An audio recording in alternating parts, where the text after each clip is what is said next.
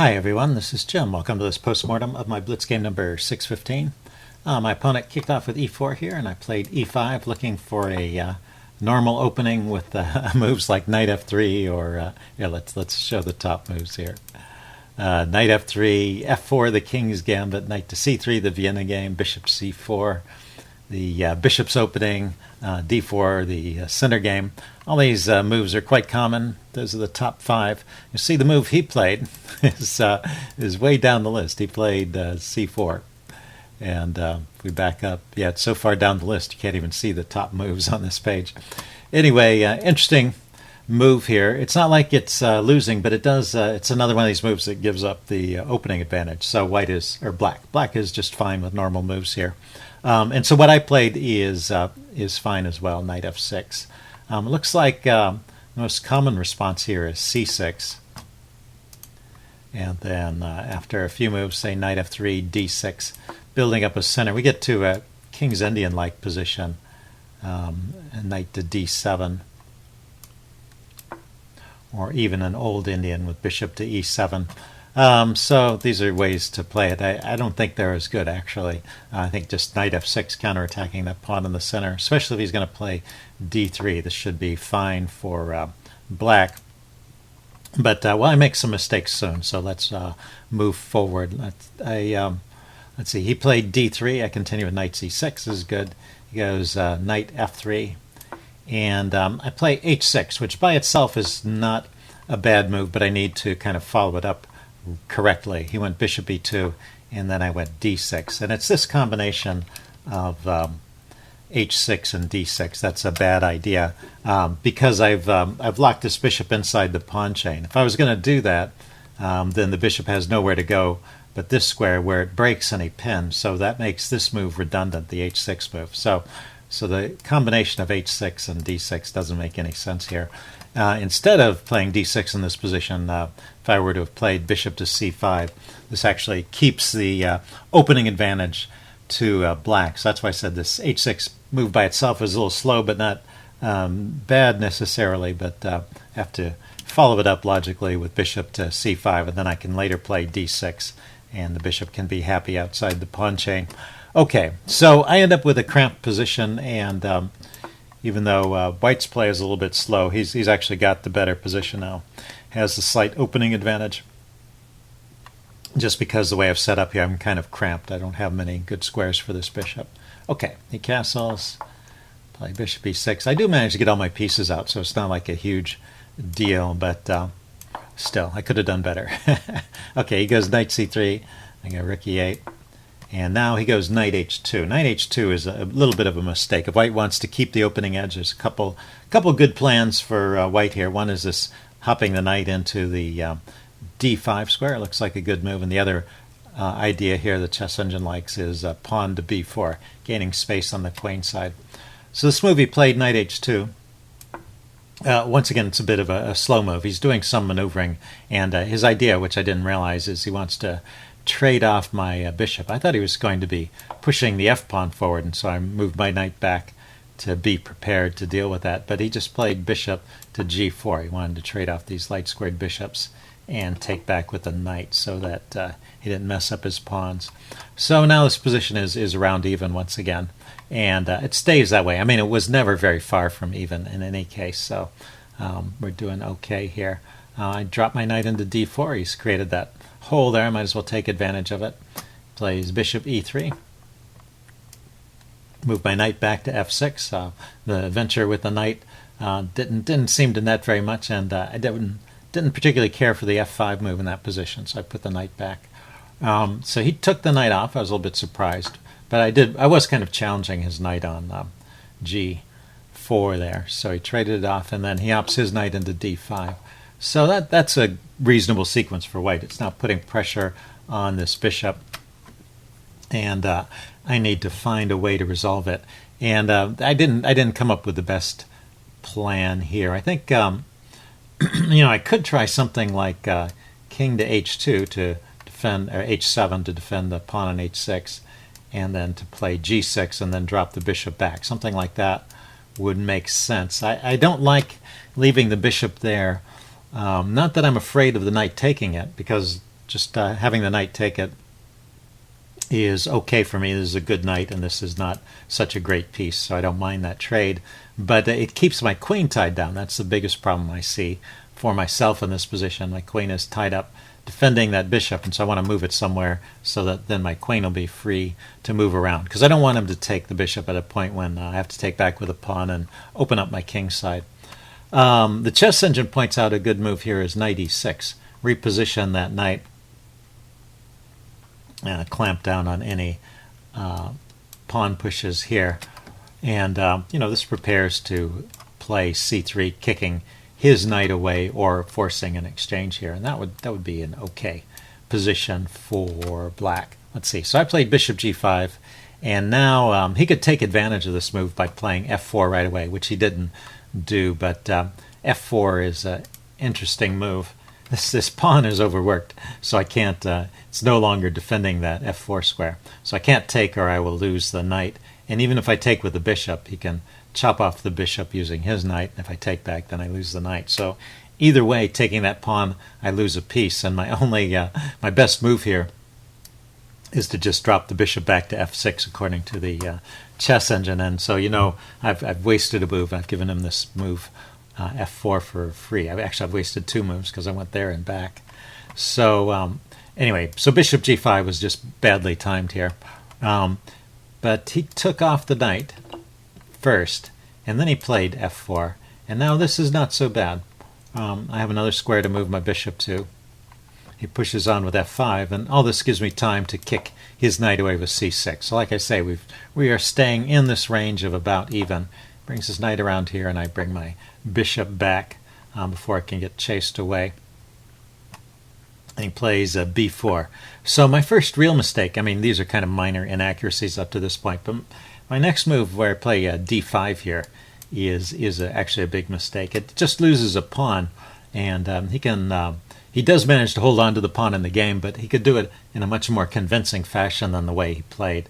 Let's see, I pushed on with d5. He took, I took back, and then he took with the pawn, and that's kind of what I was expecting. And I was thinking, well, these doubled pawns here are not so much of a threat, and that's true. I mean, I think my position is still fine after that. But he could have taken with the knight, and then he's got this great central wall of pawns. He's got a well-posted knight that I can't chase away, and then I have this advanced isolated pawn that I have to support. So this looks like a great position for white.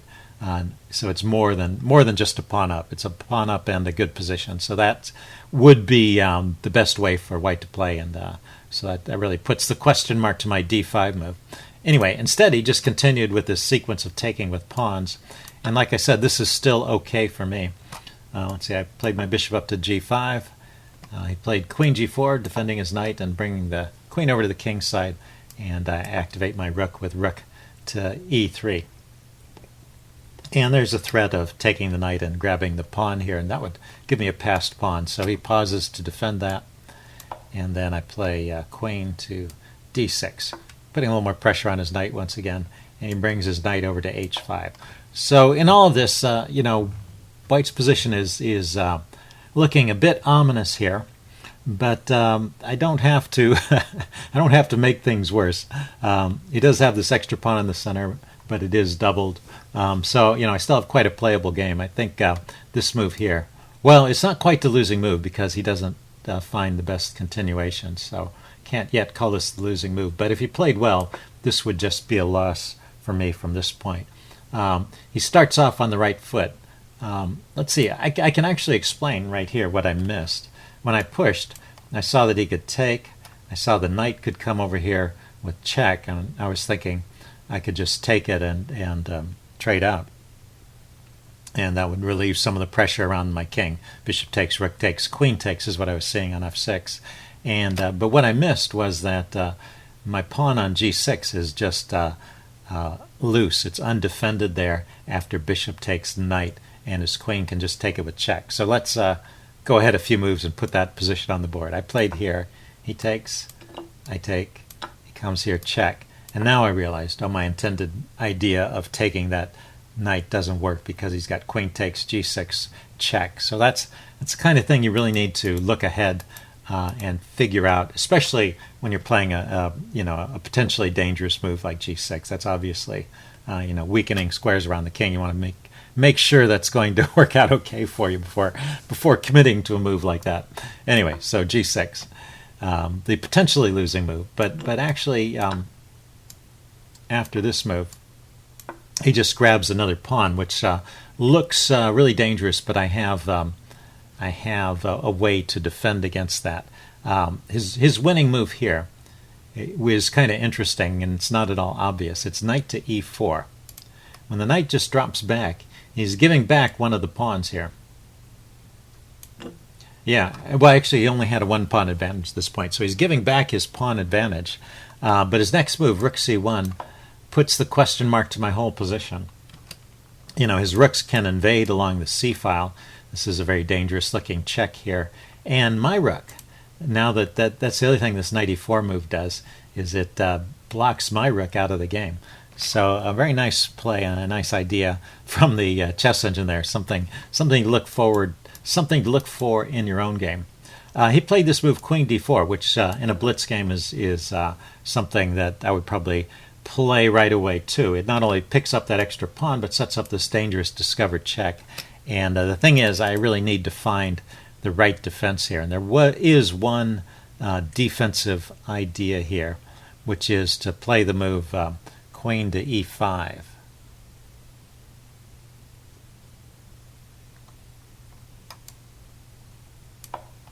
Okay, I thought I had that in here, but I don't. Anyway, this blocks the checks along this diagonal, and I'm also threatening to win the knight, so it forces the queen trade. And then after these exchanges, the knight can come back, or he can develop. Excuse me. He can develop a rook to the c-file or something, but he's going to lose this pawn because I'm going to take that knight and take the pawn. Oh yeah, I guess this knight is under attack, so it has to come back and then go there and get a pawn back. And so he's a pawn up, but I have two rooks and a bishop versus two rooks and a knight. And I can play on with hopes of holding on and getting a draw somehow. So after queen takes d4, let's see, he missed the best move, knight e4, but queen takes d4 was a good try, especially in blitz. And I didn't find this queen e5 idea to block that. And I just traded off the knight here.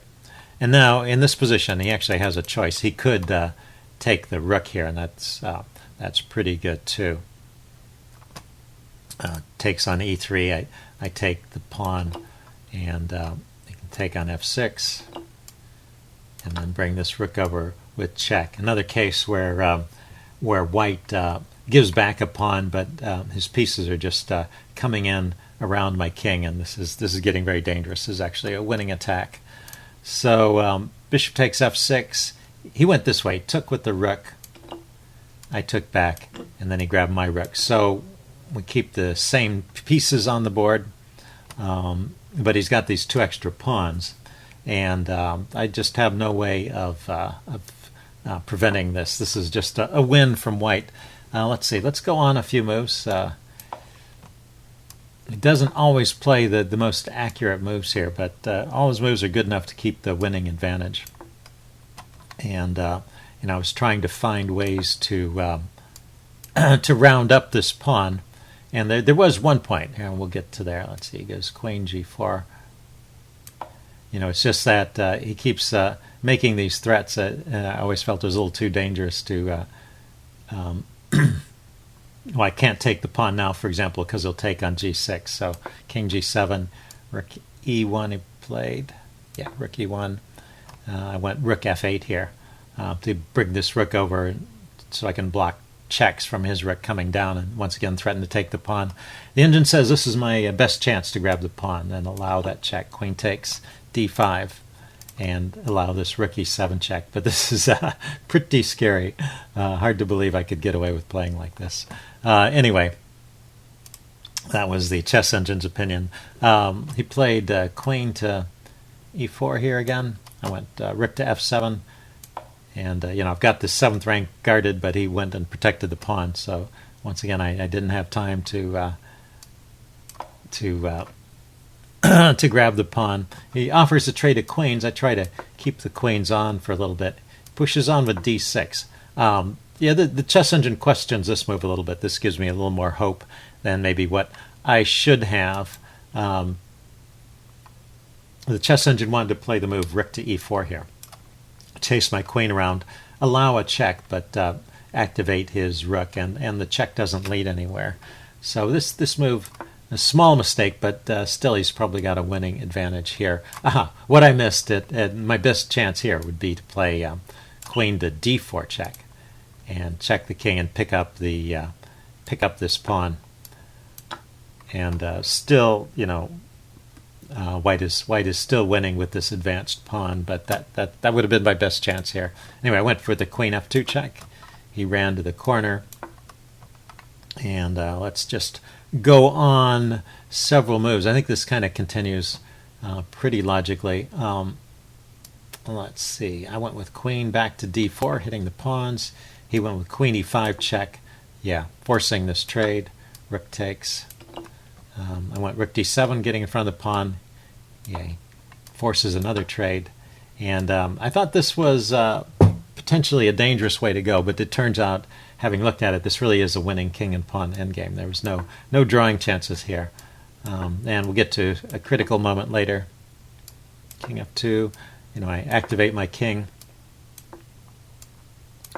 And then you know, I move these pawns forward slowly. I don't want the pawns to get ahead too fast. I want to maintain as many tempo moves as I can, and I also want the pawns to end up on the 4th rank with my king here and try and, or the 5th rank in this case, try and maintain a defense along the 5th rank there. So I creep forward with my pawns, you know, one step at a time.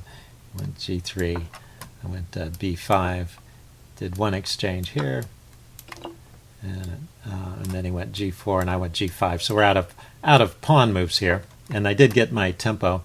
So now he's forced to push this pawn forward, but this is good enough.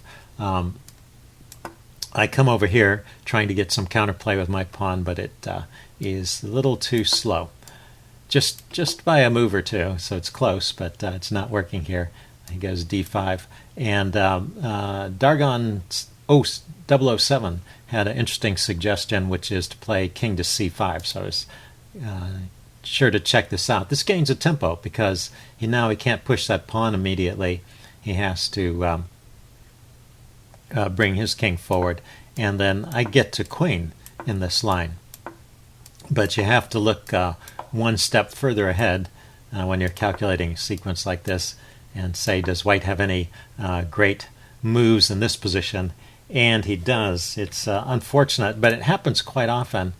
The placement of my king here opposite his king means that he has a check here that will drive my king to the b file, and then the check on the b file will win the queen. So just winning for white no matter what I did. I played king to c3. I had to move the king to get out of the way of the pawn, but king c5 was a better try. This way I don't even get to queen. We get to the race, and sometimes people don't quite know how to play these positions, so I was still playing on, but I probably could have resigned any time here.